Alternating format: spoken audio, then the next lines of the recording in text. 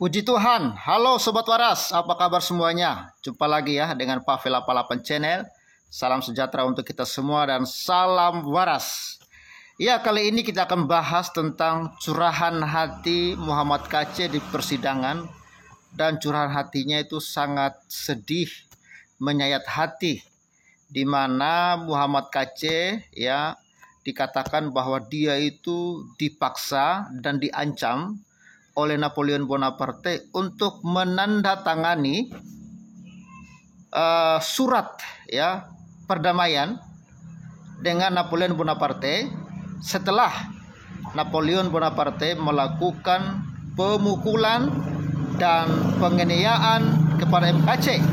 Bahkan yang dia lakukan adalah melumuri dan memaksa MKC memakan tinja atau tai. Dan ini adalah perbuatan seorang oknum jenderal polisi yang sangat tolol dan super biadab menurut saya.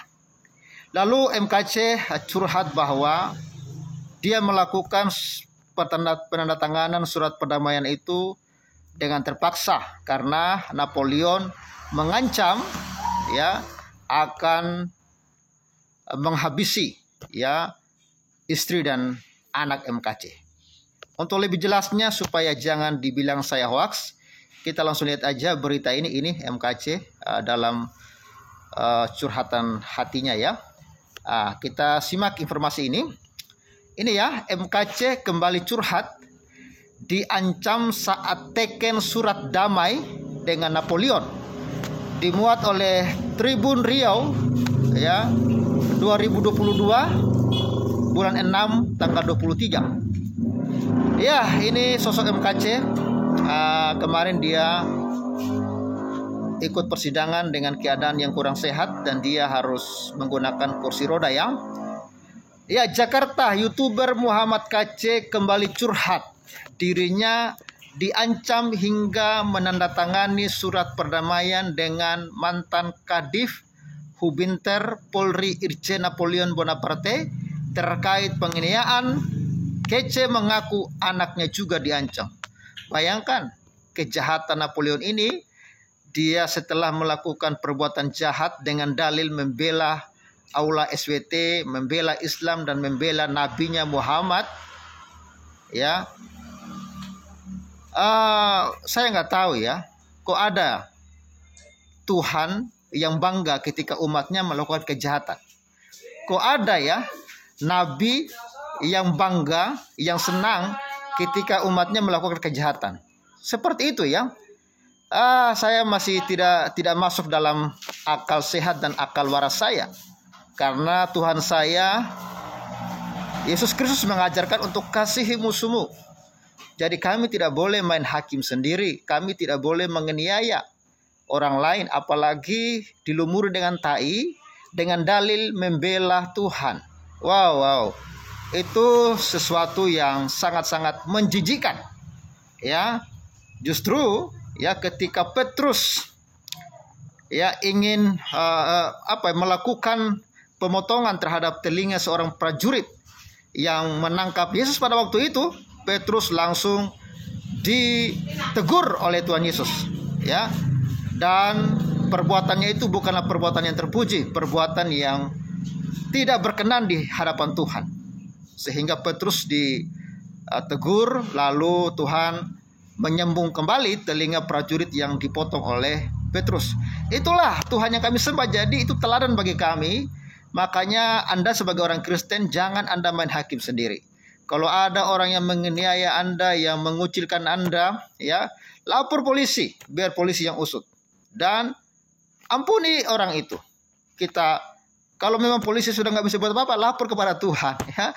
Karena Tuhan kita pembela kita. Katakan amin ya. Apapun masalahmu, apapun pergumulanmu, lapor kepada Tuhan, serahkan sama Tuhan. Tuhan akan bertindak ya kepada mereka. Ya, kita lanjut ya. Ia tanda tangan di atas materai. Yang mulia, boleh saya bicara? Ya. Mengenai tanda tangan itu berawal dari tanggal 2 September. Saat itu saya tidak punya pengacara dan penasihat hukum. Ini juga merupakan keteledoran dari kepolisian. Waktu itu ke polisi tidak memperbolehkan MKC ya dikunjungi oleh siapapun. Akhirnya saya nggak tahu apakah memang ini sudah skenario, ya kita pun tidak tahu. Jadi saya masih awal dan saya di bawah ancaman.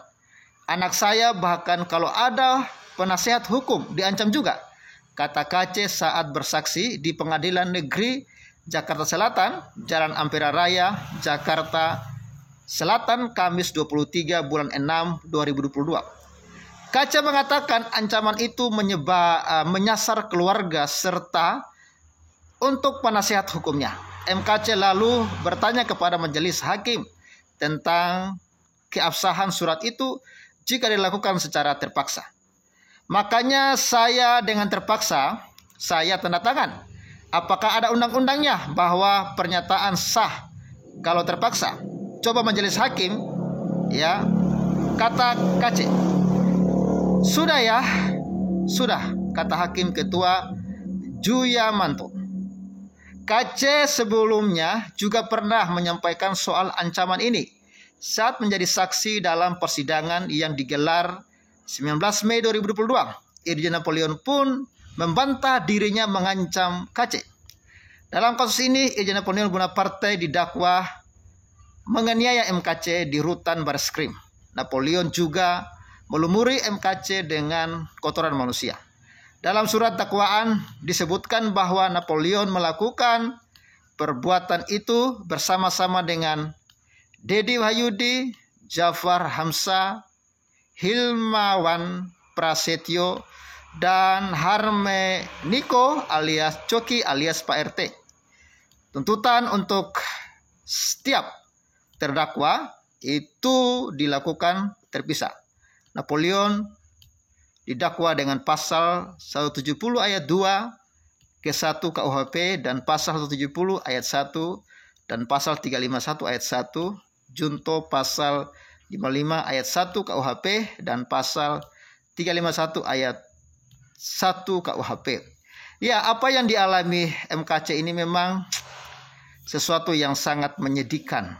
Ya, sangat menyedihkan. Saya baca ini ya, saya sedih ya, bagaimana orang yang sudah uzur, rambut putih, ya, yang sudah ada di dalam Bareskrim, seharusnya di situ dia aman, tapi justru disitulah tempat dia dianiaya, ya, dia disiksa, ya kan?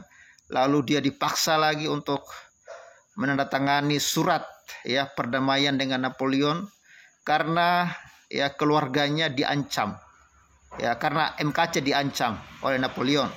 Kalau MKC tidak menandatangani ini, maka ya keluarganya, nyawa keluarganya terancam. Jadi terpaksalah MKC melakukan penandatanganan seperti itu.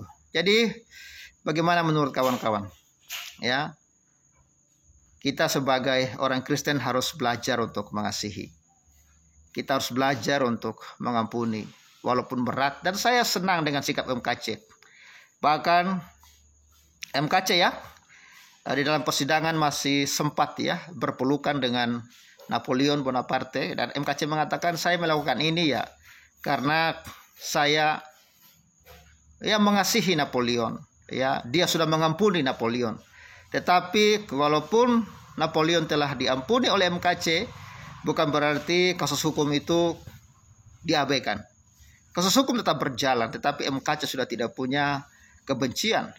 Kawan-kawan bayangkan deh, kalau ada orang yang melakukan kejahatan kepada Anda, memukuli Anda, menyiksa Anda, memaksa Anda untuk makan feces atau ya tinja kotoran tai, masih maukah saudara melihat wajah orang itu? Masih maukah saudara memeluk orang itu?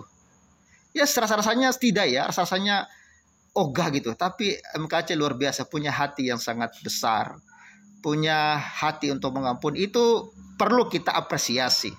Ya, saya berharap ini menjadi teladan bagi kita, supaya sebagai orang Kristen kita harus memiliki kasih kepada orang yang bersalah kepada kita. Dan itu ajaran Yesus. Jangan kita main hakim sendiri. Kalau ada persoalan, ya kalau memang itu persoalan perlu dibawa ke ranah hukum, ya, untuk membuat efek jera kepada para pelaku, lakukanlah itu karena saudara mengasihi dia supaya dia bertobat. Jangan lakukan itu karena saudara membenci dia. Lakukanlah karena saudara mengasihi. Ya, karena kasih tidak senang dengan ketidakadilan. Ya kawan-kawan ya, ketika Napoleon di sidang bukan berarti itu kebencian MKC, tidak, tetapi itu kasih MKC supaya Napoleon itu bertobat, jangan mengulangi lagi perbuatan seperti itu. Oke, sekian dulu dari Pavel 88 Channel. Jangan lupa kawan sobat subscribe channel ini, bantu subscribe, bantu viralkan video ini, dan dukung terus pelayanan Pavel 88 Channel di pedesaan. Oke, salam waras dan bye bye.